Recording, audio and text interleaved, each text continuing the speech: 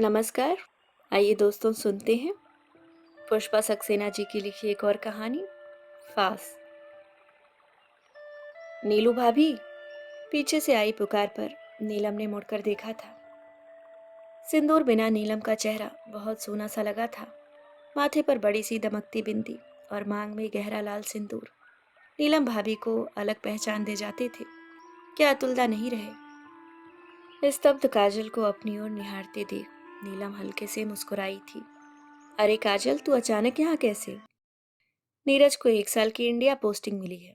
अभी 2 दिन पहले ही तो यहाँ पहुंचे। लेकिन भाभी, तुम लोग बॉम्बे कब आए? मुझे कोई खबर भी नहीं दी।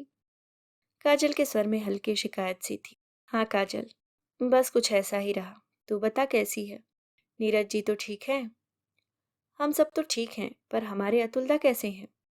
स्वर में बेहद उत्सुकता थी। ठीक ही होंगे। वाह, ऐसे कह रही हैं जैसे वह आपके पति ना होकर कोई अजनबी है। कोई नई खबर नहीं है भाभी? हमें तो आपने भुला ही दिया। भाभी की जगह दीदी पुकारो तो ठीक रहेगा काजल, कुछ विरक्त से स्वर में नीलम ने कहा था। क्यों भाभी न पुकारूं? तुम मेरी भाभी थी हो और हमेशा रहोगी। क्या अतुलदा से लड़ाई कर डाली है भाभी? सब कुछ यहीं पूछ डालोगी काजल? तुम पहेलियां क्यों बुझा रही हो भाभी? जब भी अतुल्दा के बारे में कुछ पूछ रही हूँ तुम टाल रही हो। कैसे हैं अतुल्दा? जहाँ होंगे ठीक ही होंगे। फिर पहेली, आखिर बात क्या है? तुम्हारे बिना अतुल्दा क्या एक पल को भी ठीक रह सकते हैं? हम दोनों अलग हो गए हैं काजल। क्या? ये कैसे हो सकता है भाभी? तुम दोनों को एक दूसरे के बिना? नहीं, मैं तो सोच भी नहीं सकती। काजल परेशान हो उठी थी। ज्यादा मिठाई में ही चींटी लगती है ना काजल? या यूं कहो, लोगों की नजर लग गई भाभी। शायद यही सच रहा हो। अभी तुम कहाँ जा रही हो भाभी? यहाँ कॉलेज में जॉब ले लिया है। कभी घर आना काजल। बहुत दिनों से तुझसे बातें नहीं की है। कभी क्यों, आज ही पहुंचूंगी। बहुत दिनों से तुम्हारे हाथ का खाना भी नहीं खाया है। आज कसर पूरी कर लूंगी। ठीक है काजल, नीरज जी को भी लाना, इंतजार करूंगी। चलूं काजल, क्लास के लिए देर हो रही है। ठीक है भाभी। नीलम मुड़कर चल दी थी। नीलम की पीठ को देखती काजल उदास खड़ी रह गई थी। क्या हो गया है भाभी को? हमेशा की तरह न उमंग कर काजल को गले से लगाया, न ढंग से हालचाल पूछा। कॉलेज जाने की ऐसी भी क्या जल्दी? क्या थोड़ा रुक नहीं सकती थी? घर पहुंच काजल गुमसुम सी पड़ गई थी। नीरज के आने पर भी हमेशा की तरह काजल उत्साहित न हो सकी थी। क्या बात है भाई? आज चांद से चेहरे पर बदली छाई है। कोई खास बात? आज मार्केट जाते अचानक नीलू भाभी मिल गई थी। नीरज: वाह, इस बात पर तो तुम्हारा चेहरा खुशी से चमकना चाहिए था। घर बैठे मनोकामना पूरी हो गई। पर तुम तो उनके लखनऊ होने की बात कह रही थी ना? मुझे तो यही पता था, पर वह बॉम्बे में जॉब कर रही हैं। जानते हो नीरज, अतुल्दा और नीलम भाभी अलग हो गए हैं। और उनके प्रेम की चर्चा करते तो तुम थकती नहीं थी। फिर ये सब कैसे हो गया? वो सब मुझे भी पता नहीं। नीलू भाभी कॉलेज जा रही थी, वहां सब कुछ जान लेना तो पॉसिबल नहीं था ना। तो अब घर जाकर पता कर लो। उसी के लिए तो मैं तुम्हारा वेट कर रही थी। मुझे नीलू भाभी के पास ले चलोगे नीरज? मेरे ख्याल से नीलू भाभी मेरे सामने खुलकर बात नहीं कर सकेंगी। मैं तो उनके लिए नया व्यक्ति ठहरा। मेरे रहने से बेकार संकोच करेंगी। उनके पास तुम्हारा अकेले जाना ही ठीक होगा। बम्बई में नई जगह खोज पाना क्या आसान होगा? तुम पहुंचाकर चले आना। मैंने वहीं खाने के लिए भी कह दिया था। पर मुझे तो 10 बजे की फ्लाइट से दिल्ली जाना है। अरे, अचानक ये दिल्ली का प्रोग्राम कैसे बन गया? बॉस का हुक्म। फिर तो आज नीलू भाभी के पास जाना नहीं हो सकेगा। तुम चाहो तो चली जाओ, मैं खुद तैयारी कर चला जाऊंगा। वाह, यह भी कोई बात हुई? आज तक कभी तुमने अपनी तैयारी स्वयं की है? बताओ कितने दिन के लिए कपड़े रख दूं? 4-5 दिन तो लग ही जाएंगे। 4-5 दिन? मैं तो एकदम बोर हो जाऊंगी। क्यों भाई, अब तो तुम्हारी फेवरेट भाभी जान भी मिल गई हैं। अब हमारी क्यों याद की जाएगी? भाभी तुम्हें रिप्लेस कर सकती है नीरज। क्या करूं, नौकरी करना है तो बॉस का हुक्म बजाना ही होगा। कहो तो नौकरी छोड़ पत्नी सेवा शुरू कर दूं। तुम और पत्नी सेवा? क्यों, करता नहीं हूं, करके दिखाऊं? छी गंदे कहीं के, नहीं बोलना है तुमसे। काम करने दो मुझे। पास आते नीरज को काजल ने मीठे स्वर में झिड़का था। नीरज के चले जाने के बाद काजल पलंग पर जा लेटी थी, पर नींद आने का नाम ही नहीं ले रही थी। सुबह नीलम से हुई बातें दिमाग में चक्कर काट रही थीं। अतुल दा ने घर में जब नीलम से विवाह करने का अपना निर्णय चाची को सुनाया था, तो वह काट सी खड़ी रह गई थी। क्या कह रहा है अतुल? उनकी अंतिम इच्छा भी पूरी नहीं होगी? मुश्किल से चाची कह पाई थी। वह मैं पिताजी के दिए वचन पर अपना जीवन कुर्बान नहीं कर सकता। रेखा से विवाह करना असंभव है। मैं नीलम से प्यार करता हूँ। प्यार व्यार मैं नहीं जानती। पिता को अंतिम समय दिए गए वचन को तू यूं नहीं भुला सकता। उनकी आत्मा की शांति की बात ज्यादा महत्वपूर्ण है। और जो जीवित है उसकी शांति अशांति से तुम्हें कोई मतलब नहीं माँ। उसी समय तूने उनसे ये बात क्यों नहीं कही थी? जाते जाते रेखा के सिर पर हाथ धर आशीर्वाद तो न देते।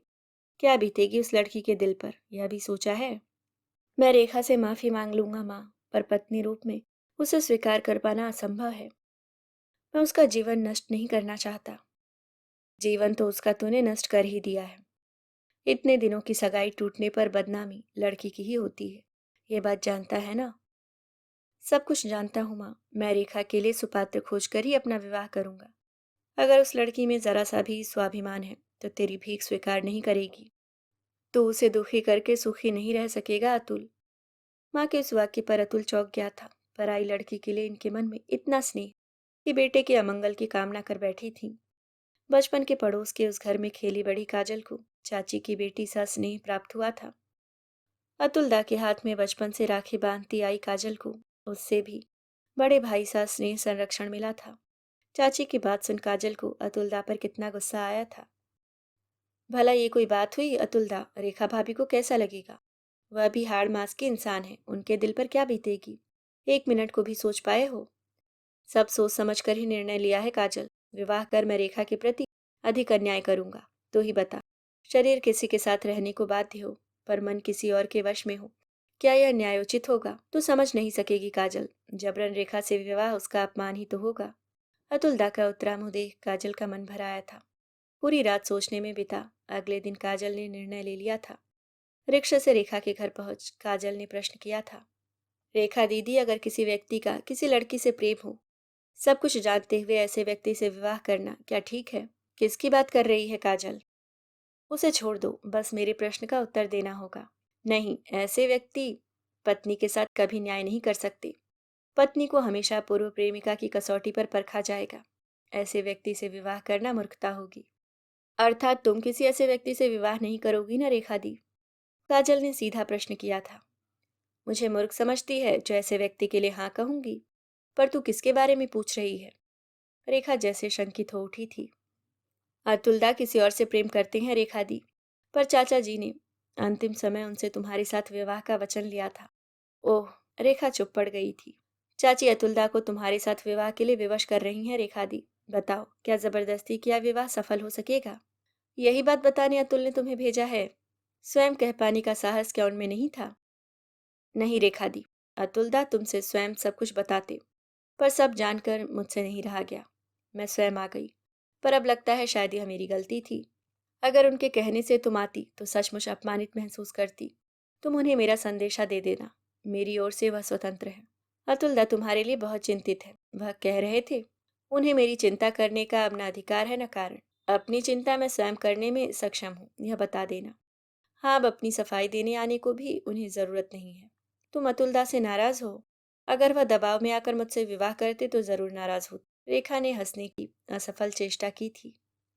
परिवार के हर सदस्य ने अतुलदा को धिक्कारा था। बाप के आंख मूंदते ही लड़के ने उनकी बात टाल दी। अरे सपूत होता तो प्रेम विवाह को ताक पर रख बाप की अंतिम इच्छा पूरी करता। रेखा जैसी लड़की क्या आसानी से मिल पाती है? हजारों में एक है वह लड़की। अरे देख लेना, पछताएगा अपनी करनी पर। जैसा बो वैसा ही पाओगे। सबकी सुनी अनसुनी कर अतुलदा ने नीलम से अपने विवाह की तिथि की घोषणा कर दी थी। बारात के नाम पर अतुलदा के दो चार दोस्त और रिश्ते के भाई ही गए थे। परिवार के बड़े सदस्यों ने तो शादी का बायकॉट ही किया था। दिवंगत बाप की आत्मा को दुखाने वाली शादी में जाकर हम क्यों पाप के भागी बने? इकलौते पुत्र के विवाह के लिए चाची के अरमान धरे ही रह गए। मामूली स्कूल टीचर की लड़की से कैसी उम्मीद? अतुलदा के साथ जब नीलम भाभी द्वार पर आ खड़ी हुई तो सब चौंक गए थे। सावले अतुलदा के साथ खड़ी भाभी सचमुच चौदहवीं का चांद थी। इतना उजला गोरा रंग, तराशे नयन नग, बुद्धि की दीप्ति से चेहरा जगमगा रहा था। स्तब्ध ताकती चाची को किसी ने टोका था। अब बहू की आरती कर घर में लाओगी या बाहर ही खड़ा रखोगी अतुल की माँ? चौंक कर चाची ने आरती का थाल उठाया था। दीप की ज्योति नीलम भाभी के नैनों में चमक उठी थी। झुककर पांव छूती नीलम को चाची ने सीने से लगा लिया था। नीलम भाभी ने घर में उजाला कर दिया था। उनके कंठ से निकला मधुर स्वर अनायास ही आकृष्ट कर लेता था। ठुमक चलत रामचंद्र बाजत पैजनिया, नीलम के गीत ने सबको मुक्त कर दिया था। कुछ भी कहो, अतुल ने हीरा खोज निकाला है। हर समय सास के आगे पीछे घूमती रहती है। अरे कोई और लड़की होती तो घमंड से बात न पूछती। पड़ोसी ने चाची के भाग्य को सराहते न थक। नीलम भाभी में क्या नहीं था। पढ़ाई में हमेशा प्रथम रहने के साथ नृत्य संगीत की भारी डिग्रियां, घर के कामकाज में इतनी निपुण कि लोग ताज्जुब कर जाते। काजल तो उनकी अभिन्न सखी बन गई थी। बेले की कलियों के गजरे बना नीलम के केशों को सजाने में उसे विशेष आनंद आता था। अतुल दा का बेतरतीब कमरा अब नीलम के हाथों का स्पर्श पात चमक उठा था। अतुल दा सच बताइए, नीलम भाभी को किस खजाने से चुरा लाए हैं आप? काजल अतुल को खिजाती पूछती थी। क्यों, क्या तेरे पास कोई इंक्वायरी के लिए आया था? देखते नहीं घर के चारों ओर आजकल पुलिस की सरगर्मी बढ़ गई है। भाभी तुम छिप कर रहना, वरना बेचारे अतुलदा चोरी के जुर्म में जेल चले जाएंगे। अच्छा पुरखिन, ये बता चोरी किसने की है, मैंने या नीलम ने? सब जानते हैं चोर तुम हो अतुलदा। एकदम गलत। मेरा दिल चुरा इसने मुझे अपराधी बनाया है। विश्वास न हो तो पूछ लो। छी, शर्म नहीं आती ऐसी बातें करते? नीलम भाभी का लाल पड़ा मुख काजल को बहुत भाता था। चाची को टाइफाइड हो गया था। नीलम भाभी ने दिन रात एक कर दिया था। चाची की चारपाई से सटा अपनी खटिया डाल ली। उनकी सेवा देख सबने नीलम भाभी का लोहा मान लिया था। सगी बेटी भी इतनी सेवा नहीं कर सकती। भाग्यवान हो अतुल की माँ। चाची स्वयं अपना भाग्य सराहती। कभी तो आराम कर लिया कर नीलम। तू बीमार पड़ गई तो घर कैसे चलेगा? मैं कभी बीमार नहीं पड़ सकती माँ, बड़ी मजबूत जान है मेरी। हंसकर नीलम उत्तर देती। रात में तू यहाँ मेरे पास सो रहती है, वहां अतुल अकेला पड़ा रहता है। मुझे अच्छा नहीं लगता। नई ब्याहली बहू को अपने पास सोते देख चाची संकुचित हो उठती। नीलम के प्रति चाची के हृदय में कभी कोई कुंठा रही होगी, अब यह सोच पाना भी संभव नहीं था। चाची का घर उल्लास से महकता रहता था। कभी चाची दुख करती, उनके भाग्य में यह सुख नहीं बधा था। ऐसे ही चले गए। काजल के पापा का बेंगलोर ट्रांसफर हो गया था। लखनऊ छोड़ते समय नीलम भाभी के गले लगी काजल को अलग कर पाना मुश्किल हो गया था। अरे पगली, हम तेरे पास आते रहेंगे। चाची ने उसे दिलासा देना चाहा था। तेरी शादी में 1 महीना पहले पहुंचेगी तेरी भाभी, बशर्ते अभी रोना बंद कर दे। अतुल के परिहास ने सबको हंसा दिया था। लखनऊ से काजल के पास नीलम की चिट्ठियां बराबर आती रही थीं। काजल का विवाह अचानक ही तय हुआ था। नीरज अमेरिका से भारत विवाह के लिए आया था। काजल के घर के पास ही उसका घर था। काजल नीरज को भा गई और बस आनन फानन 1 सप्ताह के भीतर विवाह हो गया था। विवाह में अतुलदा अकेले ही पहुंचे थे। तो किसी को बुलाना ही नहीं चाहती थी, वरना सबके आने का समय न देती। अतुल उसे चिढ़ा रहा था। भाभी क्यों नहीं आई और चाची के न आने की क्या वजह है अतुलदा? तेरी भाभी बीमार चल रही है काजल। किसी का उसके पास रहना जरूरी था, इसलिए माँ नहीं आ सकी। क्या हुआ है भाभी को? कुछ खास नहीं, शायद मौसमी बुखार है, 2-4 दिन में ठीक हो जाएगी। तेरे विवाह में ना आ पाने का बहुत दुख है उसके मन में। विवाह के बाद काजल अमेरिका चली गई थी। कुछ दिनों तक वह सबको पत्र लिखती रही। फिर पढ़ाई और घर की व्यस्तता के कारण धीरे धीरे पत्र लिखने लिखाने में व्यवधान आता गया। नीरज ने जब बताया उसकी कंपनी उसे 1 वर्ष के लिए भारत नियुक्ति पर भेज रही है, तो घर वालों के साथ अतुलदा और नीलम भाभी से मिल पाने की कल्पना से काजल खिल उठी थी। और आज सुबह नीलम भाभी से मिलना कितना अप्रत्याशित और विचित्र था। नीलम भाभी के चेहरे में कोई साम्य ही नहीं था। ऐसा क्या घटा, क्या हुआ, जो उन्हें एकाकी जीवन जीना पड़ रहा है?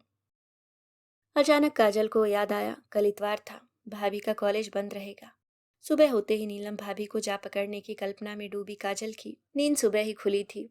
उतनी सुबह काजल को द्वार पर खड़ा देख नीलम का मुख हल्की उजास से परिपूर्ण हो उठा था। कल शाम तेरी राह देखती रही, क्यों नहीं आई? अंदर आ काजल। नीरज जी नहीं आए? कल नीरज को टूर पर जाना पड़ गया भाभी, मेरा मतलब दीदी। सॉरी, भाभी पुकारने की आदत पड़ गई है ना। ठीक कहती है काजल, किसी भी आदत को आसानी से छुड़ा पाना उतना आसान नहीं होता। मुझे ही देख अब जाकर इस जिंदगी की आदत डाल सकी हूँ।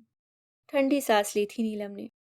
ये सब क्या हो गया भाभी, तुम्हारे बिना अतुलदा के बारे में सोच भी नहीं सकती। कभी मुझे भी यही गुमान था काजल। शायद उन्हें समझ पाने में भूल की थी मैंने। कुछ रुक कर नीलम ने वाक्य पूरा किया था। नहीं भाभी, अतुलदा को मैंने बचपन से जाना है। कहीं कोई गलती जरूर हुई है। जन्म देने वाली माँ भी अपने पुत्र को पूरा नहीं जान पाती काजल। नीलम के स्वर में उदासी थी। तुम्हारे बीच ऐसा क्या घटा भाभी, मुझे नहीं बताओगी? आज तक किसी से कुछ नहीं बताया काजल। पर तुझसे छिपा पाना संभव नहीं। बहुत दिनों से तलाश थी, किसी से दिल खोलकर बात कर सकूं, जान सकूं गलती क्या मेरी ही थी। अपने को व्यर्थ दोष दे दुखी होना ठीक नहीं। मैं तुमसे अलग तो नहीं हूं, मुझे सब बता, मन हल्का कर लो भाभी। अतुल के यूके जाने के बारे में शायद तुझे पत्र डाला था काजल। कुछ रुक कर नीलम ने पूछा था। हाँ भाभी, उस समय मेरे एग्जाम्स चल रहे थे। बाद में मैं बीमार पड़ गई थी। कॉम्प्लिकेशंस के कारण 4 महीने कुछ भी न कर सकी। तुम भी तो अतुल्दा के साथ यूके गई थी ना? कहाँ जा पाई थी मैं, माँ की बीमारी अचानक बढ़ गई थी। असाध्य रोग के कारण उन्हें अकेला छोड़ पाना भी संभव नहीं था। मैंने ही अतुल को अकेले भेज दिया था। अतुलदा को तुमने विदेश जाने दिया, ये जानते हुए भी कि चाची कैंसर की मरीज थी। कभी भी कुछ हो सकता था। तुमने पूरी रिस्पॉन्सिबिलिटी अकेले कैसे ली भाभी? काजल विस्मित हो उठी थी। और चारा भी क्या था, उतना अच्छा चांस छोड़ना अक्लमंदी तो नहीं थी। पर आज लगता है मेरी सबसे बड़ी मूर्खताएं मेरा वही निर्णय था। मूर्खता कैसी? तुमने पति के हित में इतना बड़ा निर्णय लिया।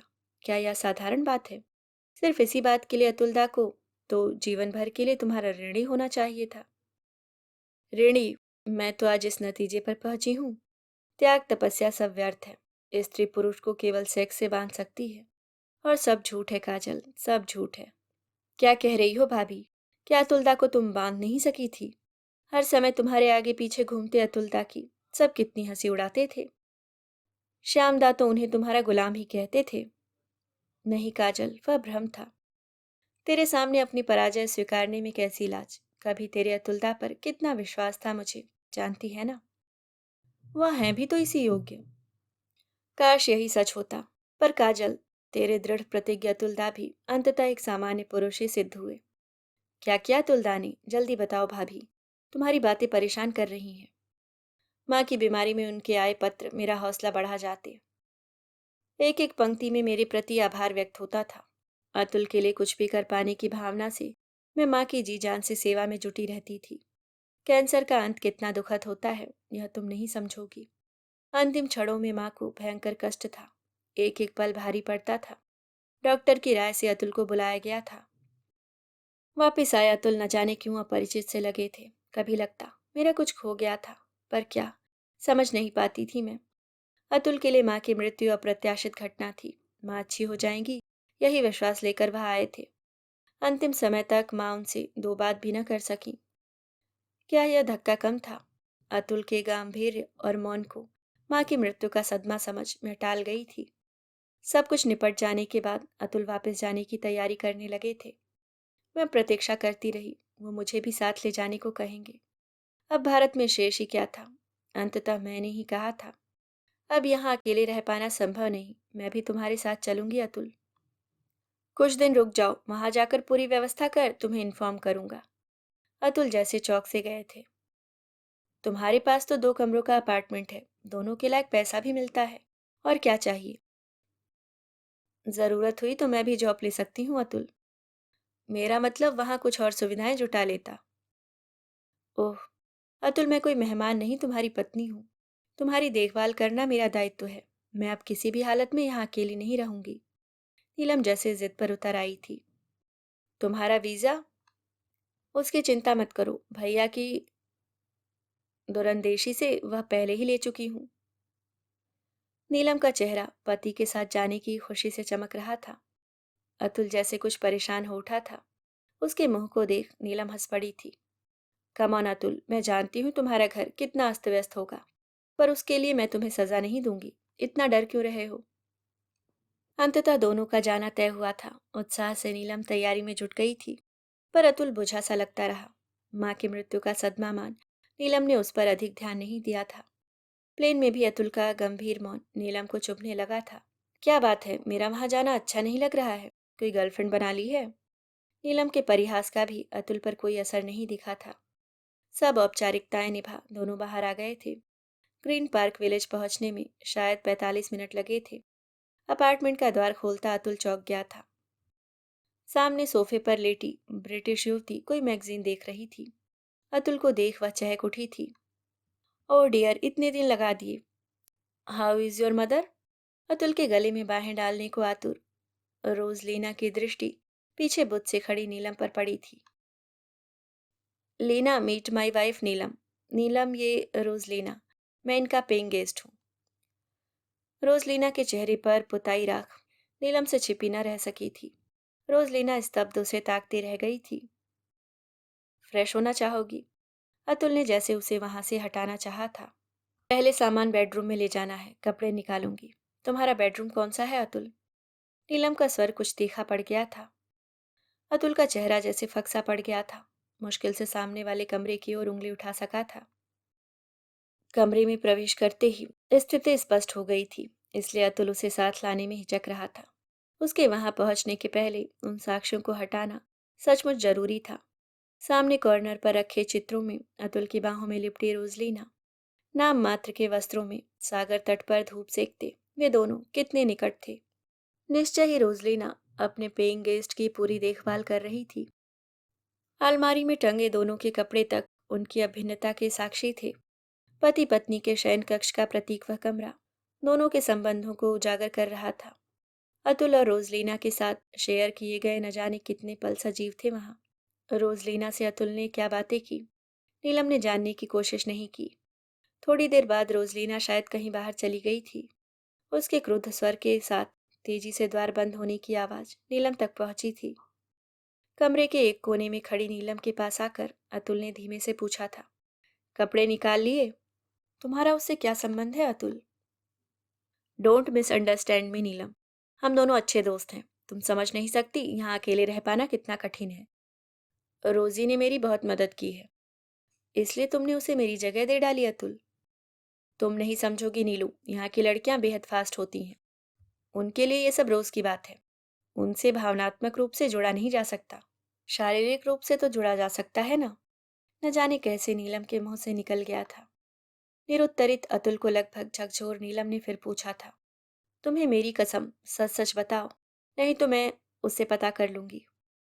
नीलम, एक रात तुम बेहद याद आ रही थी। उस दिन शायद ड्रिंक्स के ज्यादा पैक्स ले लिए थे, तभी वो गलती कर बैठा। पर विश्वास करो, उसके साथ मैं तुम्ही को महसूस कर रहा था। आई एम सॉरी नीलम। सच कहती हूँ काजल, मैं पागल सी हो उठी थी। कॉलेज में एक लड़की ने कभी कहा था, पति को देवता मानना सबसे बड़ी गलती होती है। हर पति अंततः एक पुरुष है जो हमेशा नवीनता का भूखा होता है। नीलम भाभी, तुमने सब कैसे सहा होगा? काजल जैसे रो पड़ी थी। कुछ समझ में नहीं आ रहा था। अपार्टमेंट के उस कमरे में अतुल के साथ सांस लेना कितना कठिन था। तत्काल एक ही बात समझ में आई थी, मुझे एकांत चाहिए था। अतुल कमरा छोड़ जा चुके थे। बाथरूम में शावर खोल खड़ी रह गई थी। अतुल ने कुछ खाने के लिए बहुत जोर दिया था, पर जिस मना स्थिति से मैं गुजर रही थी, उसमें क्या गले के नीचे पानी भी उतार पाना संभव था काजल? हाय भाभी, तुम क्या सोचकर गई थी, क्या मिला? इन्हीं अतुलदा ने रेखा से विवाह इसलिए नहीं किया था क्योंकि उनका कहना था मन से वह तुमसे जुड़े थे। सिर्फ शारीरिक संबंध बनाना उन्हें अन्याय लगा था। एक पल की भूल क्षम्य हो सकती है काजल, पर उस भूल को ये कहकर जस्टिफाई करना कि रोज लीना में वह मुझे देखते थे, क्या पाप नहीं? मौन काजल बस हाँ में सिर हिला भर सकी थी। फिर तुम यहाँ कैसे पहुंची थी भाभी? दूसरे दिन तक मैं निर्णय ले चुकी थी। अतुल को पास बुला मैंने कहा था। पूरी रात सोचने के बाद इस निर्णय पर पहुंची हूँ कि तुमने अपनी बात सच्चाई से स्वीकार की है अतुल, इसलिए तुमसे अपना सत्य बताना मेरा भी कर्तव्य बन जाता है। तुम्हारा सत्य? अतुल ताज्जुब में पड़ गए थे। हाँ अतुल, कल मैं अपना आपा खो बैठी थी। बाद में शांति से सोचा तो लगा गलती सभी से हो सकती है। तो तुमने मुझे माफ कर दिया नीलम? अतुल उत्साहित हो उठा था। अतुल, माफी तो मुझे मांगनी है। तुम्हारी बातें सुनने के बाद से लगातार सोचती रही हूँ। तुम अपराधी बन दुख पाओ और मैं अपराध करके भी देवी बनी रहूं, ये तो ठीक नहीं है ना। तुमने कौन सा अपराध किया है नीलम? गलती तो मैंने की है। तुमने ठीक कहा था अतुल। अकेलापन काट पाना सचमुच बहुत कठिन होता है। माँ की बीमारी में अकेलेपन के साथ कभी बहुत डर भी लगता था अतुल। इसलिए मैंने भी किसी का सहारा खोज लिया था। मैं शायद यह बात तुम्हें कभी ना बताती, पर पूरी रात सोचकर यही लगा, हमारे बीच कोई भेद नहीं रहना चाहिए, इसलिए। तुम क्या कह रही हो नीलम? तुम कोई गलती नहीं कर सकती। बीमारी में किसी की मदद लेना अपराध नहीं। तुम्हारे सामने सत्य स्वीकार करूंगी अतुल। एक रात कुछ पलों को मैं भी दुर्लभ पड़ गई थी, मुझे क्षमा करो अतुल। तुम झूठ बोल रही हो नीलम। मुझसे बदला लेने के लिए ये सब कह रही हो? नहीं अतुल, यह सच है। अपनी भूल के लिए मैं स्वयं शर्मिंदा हूँ। अगर मैं ये बात छिपाए रखती तो मुझे कभी शांति नहीं मिल सकती अतुल। कौन था वह नीच? जिंदा नहीं छोड़ूंगा उसे। अतुल तैश में आ गया था। अब क्रोध से क्या फायदा? गलती को भुला देना ही ठीक है। अपना अतीत धो पोंछ कर हम नई जिंदगी शुरू कर सकते हैं। इम्पॉसिबल। तुमने क्या मुझे काठ का उल्लू समझ लिया है? जब तक उस कमीने का नाम पता नहीं बताओगी, मैं चैन की सांस नहीं ले सकता। नाम पता जानकर क्या चैन से रह सकोगे अतुल? गलती तो नाम जानकर नहीं सुधारी जा सकती। मैं नाम बताने में असमर्थ हूँ। मैं तुम्हें देवी समझ अपने को कर्ज करता रहा और तुम वहां ये गुल खिला रही थी। धिक्कार है तुम्हें। मुझे तो सोचकर भी शर्म आती है। सांत्वना देने को आगे बढ़ती नीलम को देख अतुल लगभग चीख पड़ा था। Leave me alone. दोनों हाथों से सिर पकड़ अतुल वहीं बैठ गया था। ये तुमने क्या कह दिया भाभी? तुम और पाप? असंभव। तुम्हारा सच क्या था? जिस व्यक्ति ने जीवित रहते ही मेरे अस्तित्व को नकार दिया, उसे आघात पहुंचाने की तीव्र इच्छा हो आई थी काजल। अपनी पराजय अतुल कभी सह नहीं सकता था। ओह भाभी, अतुल दास से क्या इस तरह बदला लेना था? बदला लेकर क्या मिलता काजल? उन्हें बस यही जताना चाहा था। जिस पर अपने से भी अधिक विश्वास किया हो, उससे विश्वास भंग की पीड़ा कितनी गहरी होती है। उसके लिए अपने चरित्र को दांव पर लगा दिया। अतुल का साथ छूटने के बाद तो वो बातें निहायत गौड़ हो जाती हैं काजल। फिर भी तुमने ऐसा क्यों किया नीलू भाभी? पुरुष के अहम को जानती है ना काजल। पत्नी उसे परमेश्वर मान पूजती रहे या उसका प्राप्य है। पर अगर पत्नी उसे छोड़ अन्य का वरण कर ले तो नहीं सह सकेगा उसका अहम। वही मैंने चाहा था। अतुल अपनी इस पराजय को कभी नहीं भुला सकेंगे। हमेशा फांस सी गड़ती रहेगी उनके मन में। पर तुम्हारे देवित्व की तो वे पूजा करते। क्या करती देवी बनकर? झूठे देवित्व की अपेक्षा मैं भी किसी की आकांक्षा बन सकती हूँ। क्या अधिक सम्मानजनक नहीं? नीलम तेज पड़ गई थी। पता नहीं तुम क्या कहना चाह रही हो। अतुलदा कहाँ है? जो कह रही हूँ शायद कभी न समझ सको काजल। अतुल को मैं वहीं छोड़ आई थी। कहाँ? रोजलीना के साथ। अतुल को जबरन टेम्स तक ले गई थी। उसके सामने बिछुए सिंदूर चूड़ियां एक साथ टेम्स में प्रवाहित कर कहा था, इन झूठे बंधनों को यहीं बहा। हम अपना जीवन जीने को स्वतंत्र हैं अतुल। मेरी ओर से तुम पर कोई बंधन नहीं, तुम बंधन मुक्त हो। वहां से सीधे एयरपोर्ट चली आई थी। अतुल ने बार बार रोकना चाहा। जानना चाहा था कि कुछ मैंने कहा उसका सत्य क्या था, पर मैं मौन ही रही थी। शायद अतुल को मेरी बात पर संदेह था। अतुल दा ने तुम्हें पत्र लिखे भाभी?